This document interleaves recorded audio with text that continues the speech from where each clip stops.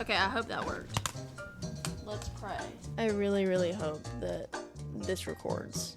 It's been a while since I've done this. Last thing I need right now is for this to not record.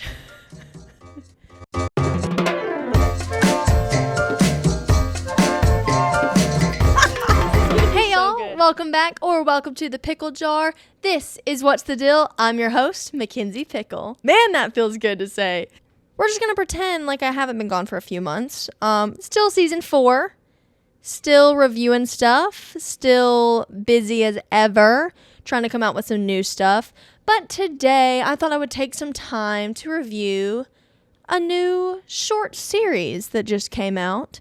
If you're a Marvel fan, then you know this. Marvel just recently released a short series called Marvel Zombies. And that's what we're going to be reviewing today. So Marvel Zombies, from what I understand, is sort of an extension from an episode that came out in the Marvel What If series.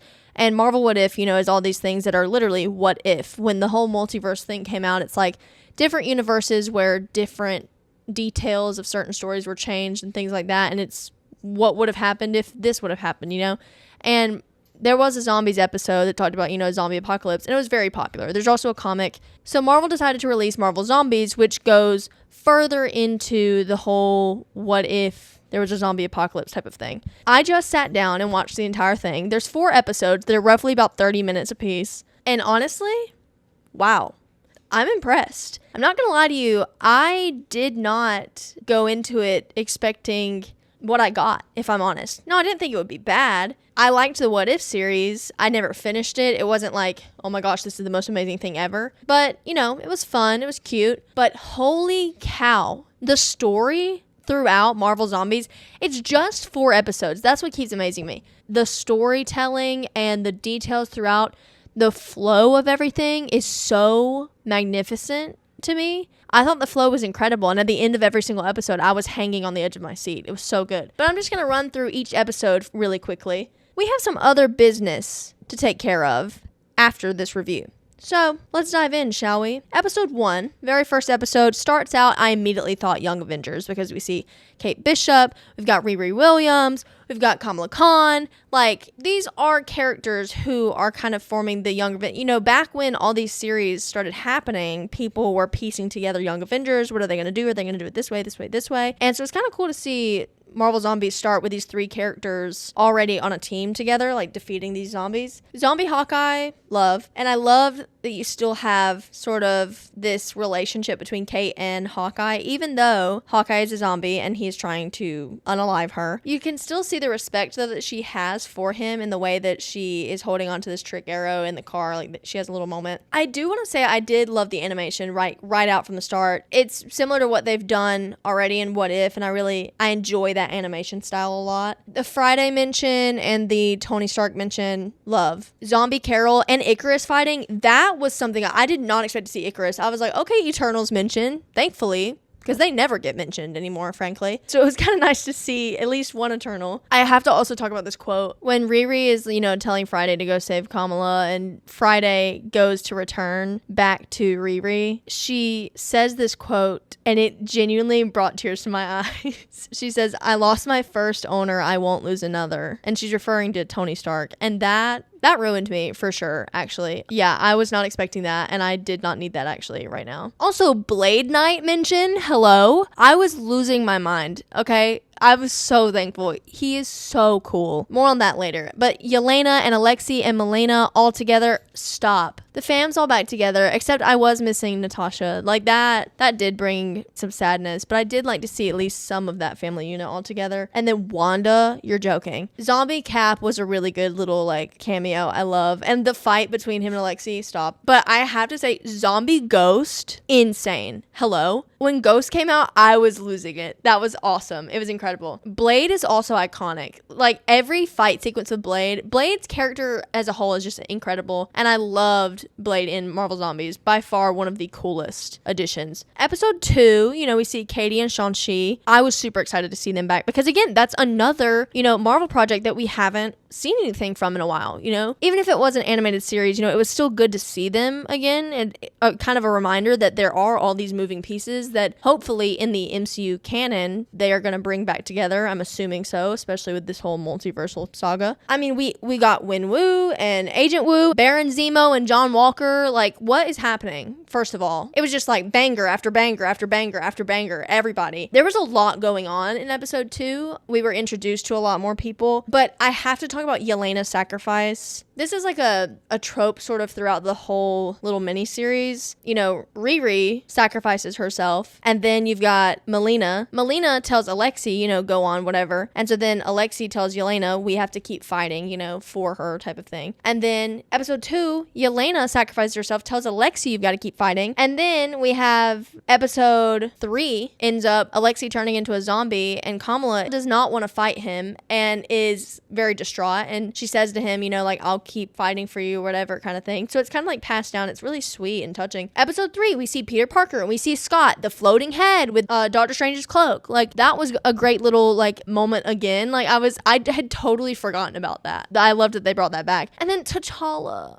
Y'all, I was losing my mind. And one thing with T'Challa that I deeply admire and respect is T'Challa does not speak in the animation that we see. Peter Parker is telling a story, and Peter mentions that T'Challa says this or T'Challa said that, whatever. But he's like paraphrasing what T'Challa said. And I love the fact that they didn't hire somebody to be the voice actor for T'Challa. It sort of, to me, gave a nod in remembrance to Chadwick Boseman. The fact that they didn't make T'Challa speak and have someone else speak for this character that we all know as Chadwick Boseman, to me, is another way of honoring his legacy and honoring him as a person and him as that character, because he really transformed that character and was the perfect Black Panther. I thought that was really, really well done, that they didn't just try to hire somebody. Because yes, I know there's variants. You know, even the guy voicing Peter Parker isn't Tom Holland. You know, he's not MCU Peter Parker. But most of the other characters are voiced by their MCU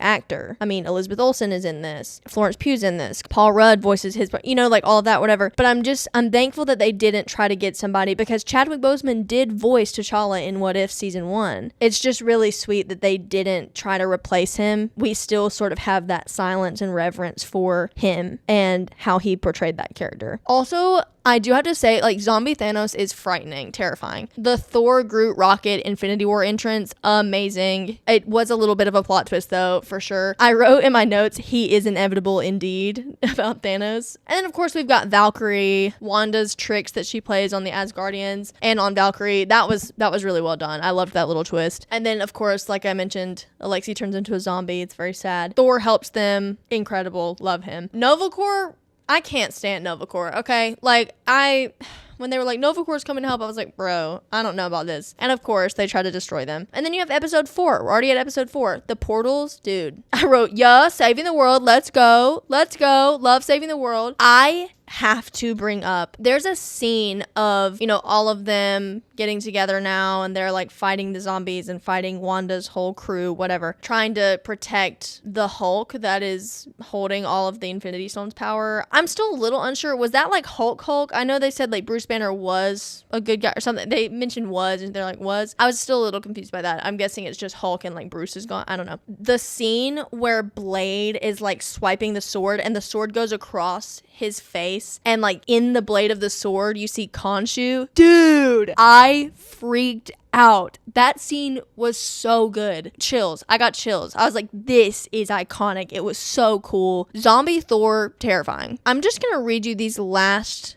3 notes that I have for episode 4. All caps. Yo, what? Second note. For real, save the world. Third note. All caps. Yo, it's like WandaVision, a fake world. OMG, OMG, OMG. The ending of this show is very well done. I love the cliffhanger. I love that you just see Kamala with her friends and she's like reliving the whole zombie apocalypse, and they're like, what are you talking about? And the little flashes of seeing the zombies for real and seeing that what she's seeing is not her actual reality, all that stuff. Of course, the jump scare of zombie Wanda at the end is like, oh my gosh, like it actually did scare me for a minute. Going back and thinking about it, zombie Wanda, when she's pretending to be like healed Wanda or is healed Wanda, I don't know. She keeps mentioning like, I need your help to save us and bring the world back to normal or what it used to be or whatever. It's literally like, she's not actually trying to heal the world. Obviously, we knew that's a lie. But I'm like, she's using Kamala's powers to be able to strengthen her own like reality shifting, morphing, whatever you call that, of pretending and and like having a mask over what's actually happening. It was pretty cool. But seeing Riri, like, is Riri still alive for real? Or is that like, I don't know. See, it ended on a cliffhanger. We don't know. I love that though. I love that they didn't give us an answer, and I love that it's kind of creepy and unsettling. I loved it. Overall, I thought it was incredibly animated, and the storytelling was so good, and the emotion really well done. I was on the edge of my seat the whole time, and I loved seeing these characters interact that we necessarily haven't seen interact. I really don't have any notes. I thought it was fun. I thought it was creepy, unsettling. I thought it was emotional, and it was really action-packed. You know, if I'm gonna rate it,